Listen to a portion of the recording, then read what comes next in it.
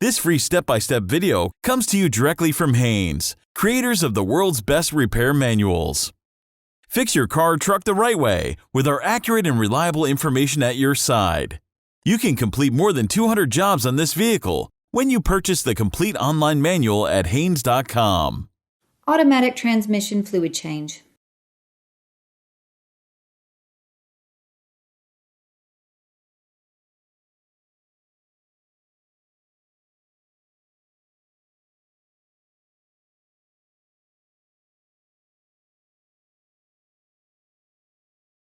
Caution: the vehicle must be kept level while being safely raised high enough for access to the check plug on the transaxle.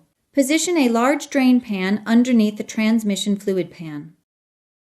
Loosen and remove the drain plug and allow the transmission fluid to drain. Once the fluid has drained, reinstall the drain plug and tighten it to the specified torque setting.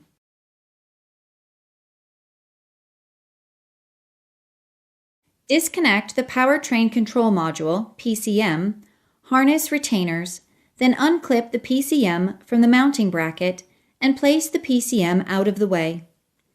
Clean around the vent fill cap before removing it to prevent debris from falling into the transmission. Remove the vent fill cap. Some models are equipped with a vent hose attached to the cap. If so, disconnect it.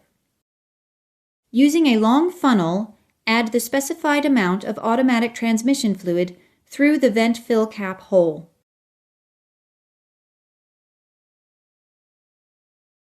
Remove the funnel, then install the vent fill cap. Place a container under the check plug located on the left side of the transaxle case and remove it. Observe the fluid as it drips into the pan, indicating correct fluid level. The fluid level should be at the bottom of the check hole. If no fluid comes out, add more until it does. Once the fluid level is at the bottom of the plug hole, install the check plug and tighten it securely. Install the powertrain control module, PCM, into the bracket and reconnect the harness retainers.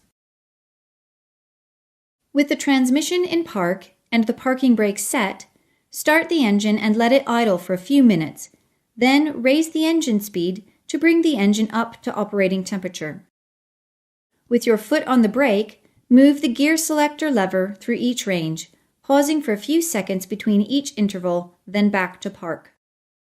With the engine still running, place a container under the check plug and remove it. Observe the fluid as it drips into the pan, indicating correct fluid level. The fluid level should be at the bottom of the check hole. If fluid pours out excessively, the transaxle is overfilled.